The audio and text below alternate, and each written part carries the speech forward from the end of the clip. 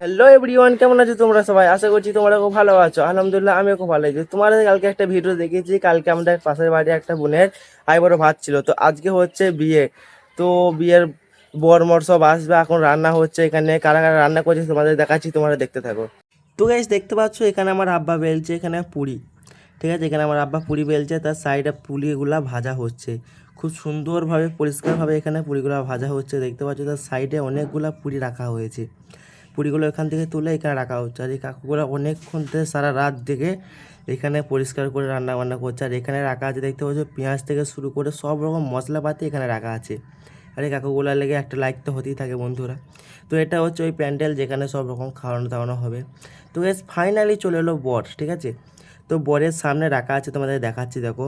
তো এটা হচ্ছে আমাদের বর, যেটা হচ্ছে দেখতে পাচ্ছ এখানে। তো বোর্ডের সামনে দেখতে পাচ্ছ অনেক রকম টাস্ক রাখা আছে। আর এখানে বন্ধুরা সব দেখতে পাচ্ছ স্প্রে নিয়ে বসে আছে।